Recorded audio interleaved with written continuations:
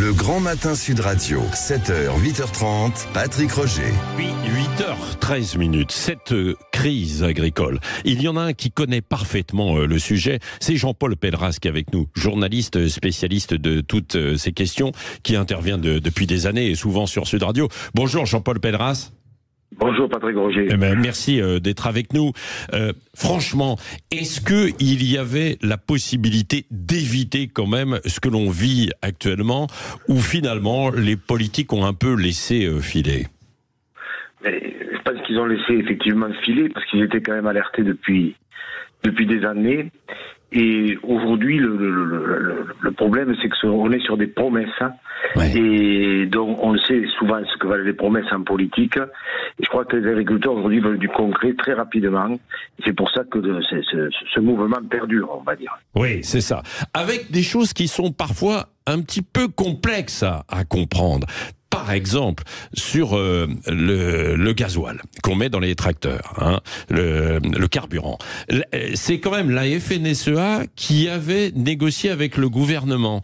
Et cette même FNSEA qui aujourd'hui appelle à manifester. C'est un peu paradoxal, quoi, non ? Écoutez, la FNSEA, moi je proviens, ayant été agriculteur évidemment, oui, de cette obédience à un moment donné, mais j'ai pas toujours été d'accord avec eux.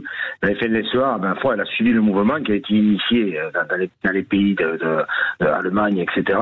Mais la FNSEA aujourd'hui, représente le monde agricole, mais il y a des secteurs dans le monde agricole, je le dis souvent à votre antenne, oui, comme les fruits, les légumes, le vin, qui eux ne bénéficient pas d'aide PAC en aide directe, n'est-ce pas? Donc ils n'ont aucun amortisseur économique. Ceux-là, ils sont oubliés de la FNSEA. Alors c'est vrai, on peut se préoccuper du GNR, mais oui, il faut aussi se préoccuper des productions comme ça, qui sont oubliées et qui d'ailleurs ne figurent pas dans les propositions. Vous avez la sécheresse dans le sud de la France, elle est évoquée nulle part. Le problème viticole, il est évoqué nulle part. Ça, la FNSEA, ça les tracasse pas trop apparemment. Oui, c'est ça, parce qu'il y a plusieurs niveaux dans le monde agricole. Entre les petits agriculteurs, ou même certains qui sont assez grands, qui ont beaucoup investi, mais qui n'arrivent pas à vivre de leur travail, et puis de grandes exploitations qui, je vais pas dire roulent sur l'or, mais qui ont quand même de meilleurs revenus, quoi. Il y a un contraste très très fort, Jean-Paul Pelleras. Il y a un contraste, effectivement, Patrick Roger, très fort, parce que aujourd'hui, ce sont les céréaliers qui, quelque part, bénéficient majoritairement des aides PAC. Après, attention, s'il n'y avait plus d'aide PAC en France, ce serait les champs de Genêt et de Reims, de Perpignan à Paris. Mais à un moment donné, une convergence des aides, un partage des aides devrait être évoqué. Et évidemment, ça fait 30 ans que c'est demandé, mais ils campent sur leur position. Et puis vous avez les petites productions qui restent, d'autres productions qui restent sur le bord de la route, et c'est inacceptable. C'est ça. Alors, je ne sais pas si vous avez vu, mais il y a aussi Éric Revel et Arlette Chabot qui sont à mes côtés, Jean-Paul Pelleras, là, dans Dites-le franchement. Éric Ciotti, par exemple, a plaidé pour un revenu net mensuel de 1 500 € pour les agriculteurs. Alors, on pose la question sur les réseaux sociaux, qu'est-ce que vous en pensez? Est-ce que c'est une bonne idée? C'est insuffisant? Ça ne va rien régler, sans avis?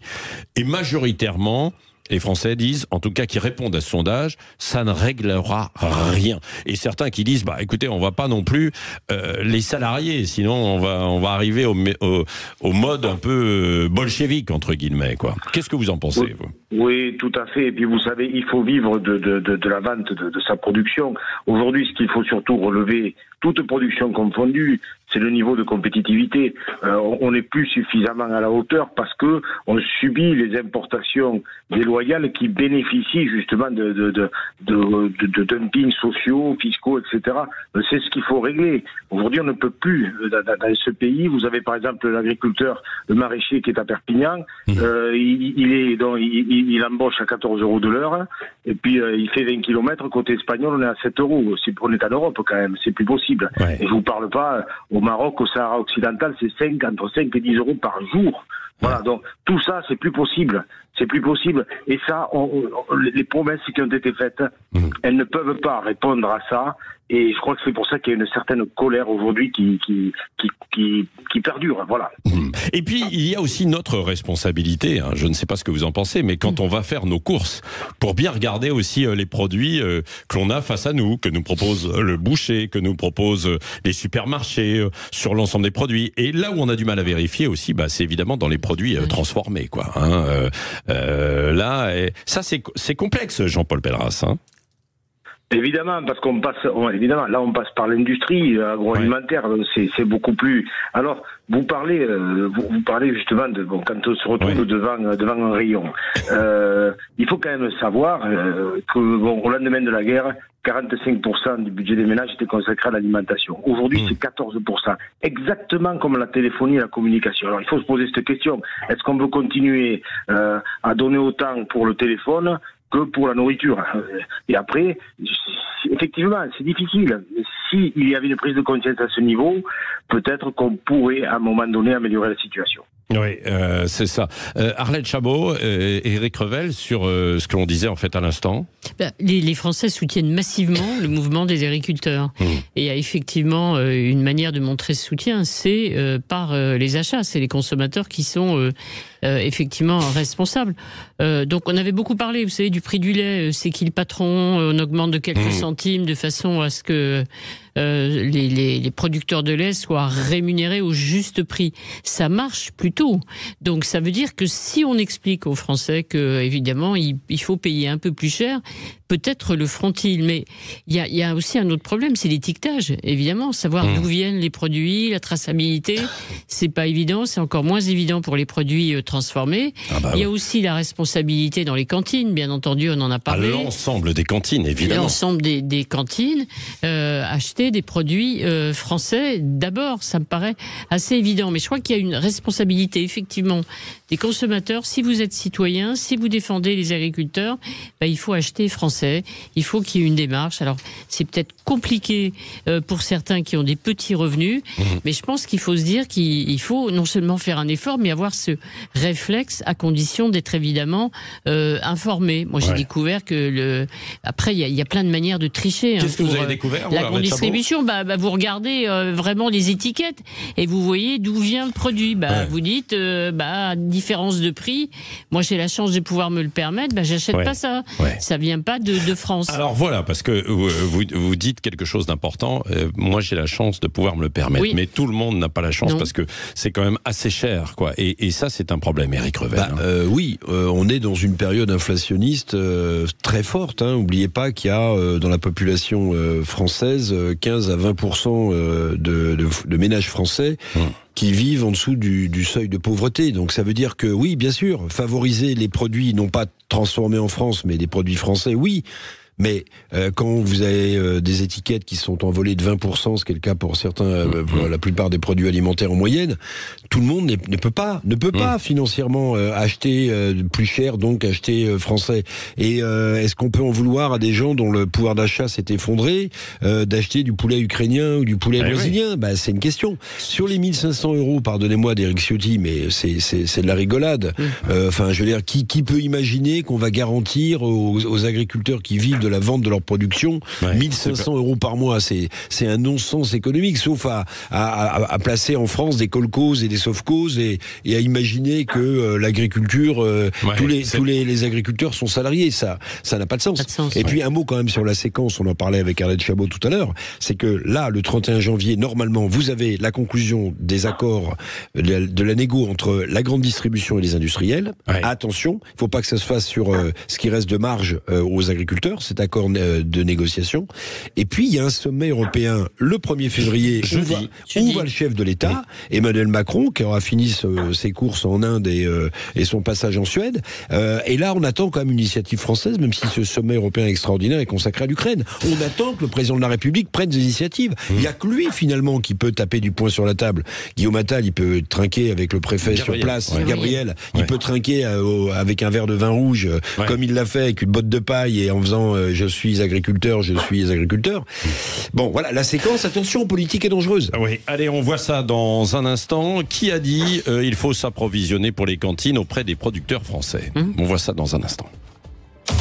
Qui a dit qu'il fallait privilégier dans les cantines des écoles notamment l'approvisionnement auprès des producteurs français? Jean-Paul Pelleras, toujours avec nous. À votre avis, qui a dit ça? Écoutez, ça se dit quand même depuis un bon moment. Je dirais que c'est le bon sens qui le dit, peut-être, non? Je sais pas. Alors, exactement. Et c'est parce que j'ai fait un petit qui a dit ça ce matin. Il y a Gabriel Attal qui a promis ça quand il est allé, évidemment. Et Bardella a dit exactement la même chose. Parce on oppose souvent les deux. Et sur l'agriculture, ils ont dit exactement la même chose tout au long de la semaine. L'agriculture fait partie de notre héritage. C'est notre identité qui disparaît. C'est Bardella ou c'est Attal? Les deux l'ont dit. Sur un plan politique, d'ailleurs, Arlette Chabot, c'est pas évident, effectivement, de faire les distinctions parce que, mis à part certains à l'extrême gauche, tout le monde a un petit peu le même discours quand on regarde, non? Oui, parce que et notamment sur les questions de souveraineté. Oui, c'est ça, je veux dire, ce qui rejoint. Après, il faut regarder aussi les votes des parlementaires européens. Alors, sujet par sujet, j'invite tout le monde à regarder qui a voté quoi au Parlement européen sur les traités de libre-échange, sur notamment parce que là, regardons, il y a des Européens qui sont plus ouverts aux traités de libre-échange que d'autres, voilà, le groupe Renew, le groupe de la majorité, il faut regarder ce qu'ils ont approuvé et ce à quoi ils se sont opposés. De même, le Rassemblement national à Bruxelles, à Strasbourg, de même dans les votes aussi à Paris. Donc, il faut regarder vraiment cas par cas. C'est compliqué, c'est fastidieux, mais c'est intéressant. Et là, on peut voir qu'il y a un décalage parfois entre les propos et les votes. Ce qui compte, c'est effectivement les votes, parce que certains dispositifs passent à 12 mois près. C'est vrai, mais globalement, il y a une forme d'unanimité là, en ce moment, politique. Forcément, il y a une partie de l'opportunisme. Bien sûr, il y a une partie de récupération politique de tous ordres. Même Jean-Luc Mélenchon, il est beaucoup plus calme, il est beaucoup plus dans le sang. Bien sûr, il joue la stratégie du coup d'après. Mais sur je pense que les agriculteurs sont pas dupes. Ils savent très bien que les politiciens font de la politique, que les élections européennes c'est pour le début juin, et que voilà, tout le monde essaie d'attirer les voix. Alors maintenant, ce qui est terrible, si vous voulez quand même, c'est qu'on est passé de millions d'agriculteurs il y a encore quelques décennies à 400 000 agriculteurs aujourd'hui. Donc même électoralement, c'est ça qui est un désastre. Les agriculteurs disparaissent, mais même électoralement, leur poids est beaucoup moins important qu'hier ou qu'avant-hier. Donc ça veut dire que malheureusement, ils sont un peu largués par les politiques. Alors Jean-Paul Pelleras, c'est votre sentiment aussi? Oui, le poids de l'électorat agricole aujourd'hui, c'est 0,8%. Voilà, au niveau des suffrages, c'est plus rien. Alors que ça comptait énormément. On est passé, c'est certain, comme dit Éric Revel, on est passé de 10 millions à 400 000. Voilà, bon. Mais je pense que effectivement, il y a aujourd'hui, mais à ma foi, il y a un peu de racolage, c'est certain. Les politiques s'y mettent. Alors, je voudrais juste dire ce qui me quelque part me heurte le plus, c'est cet appel des 50 organisations écologistes qui appellent à rejoindre les mobilisations, et parmi elles les soulèvements de la terre, attaques, etc. Et moi, ça, je comprends pas. Ils se disent les alliés du monde agricole, alors qu'ils n'ont fait que pourrir le monde agricole depuis des décennies.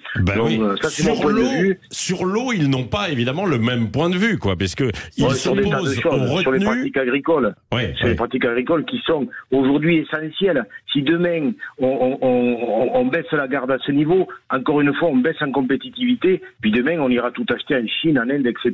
Et puis là, on verra s'ils seront aussi forts pour aller contrôler le roi du Maroc ou le président chinois. Voilà. Oui, c'est vrai. Alors après, il y a toute la complexité, bien sûr, du réchauffement climatique, du dérèglement climatique, en quelque sorte, Ce n'est pas que l'agriculture, évidemment, qui est responsable, mais elle y participe d'une manière ou d'une autre aussi, Jean-Paul Pelleras. Faut ouvrir les yeux, faut être lucide, Mais bien sûr, mais il y a aujourd'hui, les agriculteurs ont conscience de tout ça. Ils font des efforts. Regardez un petit peu ce qui est arrivé aux agriculteurs des Pyrénées-Orientales.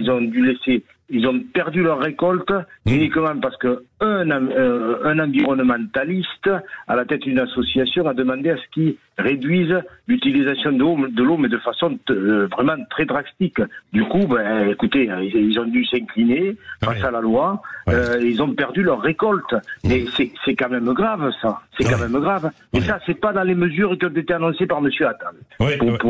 Voilà, ça n'y est pas. Par exemple. Bon, écoutez, merci Jean-Paul Pelleras, Éric Revel, Arlette Chabot. Dans un instant, justement, les écologistes, Marie Toussaint, députée européenne, tête de liste écologiste aux élections européennes, on va voir ce qu'elle va répondre à Jean-Jacques Bourdin. Et vous, 0826 300 300 dans un instant, tout à l'heure, dans 20 minutes, vous avez de nouveau la parole.